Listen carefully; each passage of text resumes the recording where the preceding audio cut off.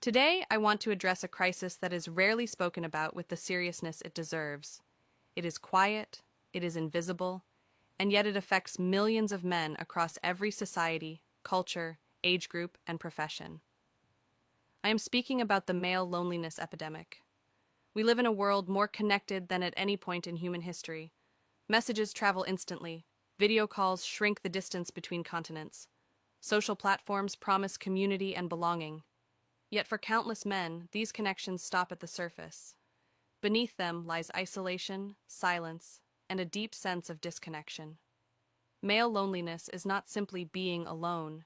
It is a chronic absence of meaningful emotional connection, the suffocating belief that vulnerability is weakness, and the learned habit of carrying burdens without support.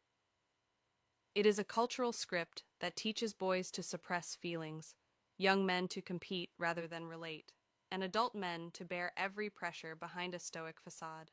This epidemic manifests in subtle and devastating ways. Men who cannot name a single close friend. Men who fear that sharing their struggles will make them appear incompetent. Men who retreat into work, screens, distractions, or isolation because there is nowhere safe to place their pain.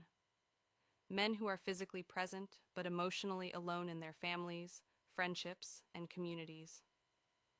The consequences are undeniable. Loneliness is correlated with increased rates of depression, substance abuse, relationship breakdowns, and self-harm. It weakens health, erodes purpose, and steals years of life. When men retreat into emotional isolation, they do not just lose connection, they lose resilience, optimism, and often their sense of identity.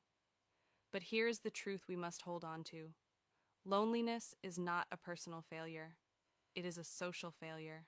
It is the predictable outcome of norms that tell men to be strong but never soft, independent but never interdependent, admired but never understood. Addressing this epidemic requires more than telling men to open up. We must build environments where they can open up, without stigma, without judgment, and without fear. It means redefining strength to include vulnerability. It means creating friendships that go beyond sports, work, or banter, and reach into the realm of emotional honesty.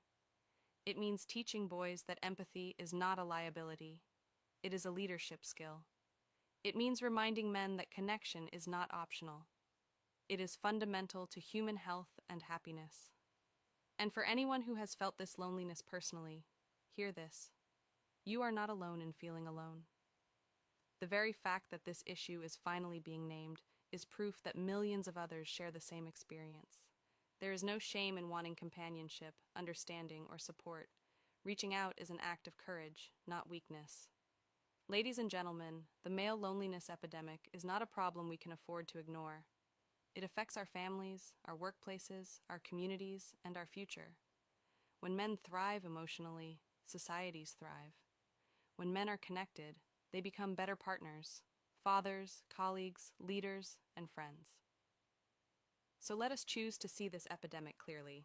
Let us address it openly.